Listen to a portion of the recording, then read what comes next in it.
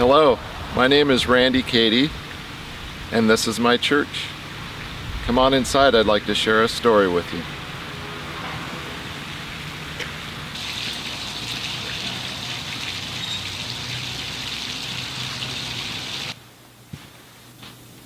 So this is the sound system. This is the soundboard where I help out with some of the services and events. I was born here in Portland to Ray and Martha, along with 4 siblings. So as a youngster, I really wanted to be a Christian, but somehow I just lacked the faith to believe it and be able to claim it. And that went on for a good many years till I was in my late teens. Just prior to camp meeting, I met my future wife, Cheryl Wood, who was a faithful Christian. She really encouraged me to seek the Lord, and I did. And I got saved, and we got married. And after I got married, it seems like the trials and temptations of life just drew me away, and I lost sight of the goal, and I lost out. And at one point, I just was so sick of the whole thing that I didn't want anything to do with church, and I became bitter, and I was just miserable. I had folks that were praying for me, and my faithful wife and friends at church. Dale Kopko would call me and tell me he was praying for me. We were expecting our first child, and the conviction, it really grew stronger, and I really wanted to get saved. I wanted to be a Christian father to our kids. There was another man that the Lord used to really encourage me, and that was Earl Phillips. From the time I was just a little kid, he would stop me, and he'd grab me by the arm, and he would say, "Are you saved?" And I'd always say yes, but I wasn't. But he'd say, "You know I love you." And he did that. He's done that my whole life.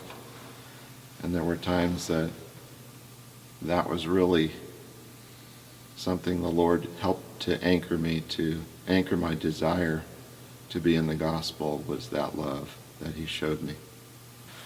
So on July 10th, 1981, on a Friday night, kneeling beside my bed, the Lord helped me and gave me the faith that I needed and saved me, and I've really never wanted to turn back.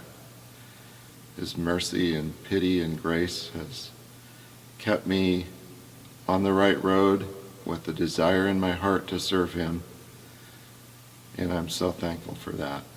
We were able to raise our 3 children in this church and in the gospel, and now we have grandchildren who are 5th generation apostolics. I just really want to be faithful to my heritage. About 4 years ago, something peculiar and strange happened in my life. Somehow I felt that when I would get down to pray, the thought kept coming to my mind that I should sing.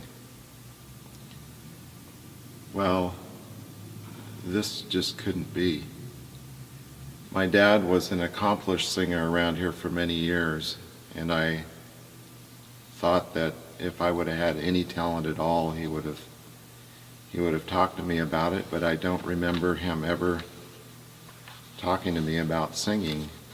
So I tried to push these thoughts aside, and I did so for months and months, and when I'd get down to pray, the thought would again come to my mind, and I began to rationalize it, because I used to play the piano for my dad when he would sing, and I was now listening to him singing on CD because he had passed away just recently, just a couple months prior to that. And so I thought, well, it's these songs that I grew up listening to and playing for my dad and hearing him sing, maybe I was just longing to hear these songs again, and so my mind was playing tricks on me. But that feeling, that thought just would not go away. So after about 12 or 13 months of pushing this aside, I just thought, well, okay, I've got to do something. So what do? I don't want anybody to hear me sing, so I can't go to a voice teacher. I can't go to gym because I don't want anybody to hear me sing. So I thought, well, I'll take an online singing course, and I'll be in the privacy of my office, and maybe the Lord will hear me and change his mind. So I looked into that a little bit, and I realized that just wasn't going to work. So I prayed about it, and I began looking for a voice teacher. And I went on Craigslist, and I found a couple names, and I called them, and I actually had a lesson set up. And I called her prior to my lesson because I felt this burden about the kind of music that I wanted to sing. And I called her and I said, so do you teach Christian music? And there was about a 5-second pause before she answered me. And she said, well, I teach all kinds of music. And I knew then that really wasn't the person I wanted to go to. So I asked around, and I was led to a Christian vocalist, and I took lessons maybe once a month for about a year. And I realized after about a year that I was getting nowhere, and I really thought, this is not working. This whole thing was maybe a big mistake. And so I stopped taking lessons for a little while, and then I felt prompted to contact Brother Don Wolf. And I met with him, and he gave me some coaching, and most of all, he gave me encouragement to keep going.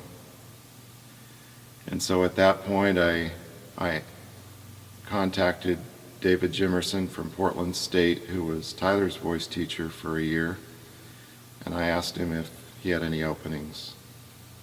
And he said that he was full, but that he knew a Christian co-worker that lived on the east side. His name was Richard Zeller.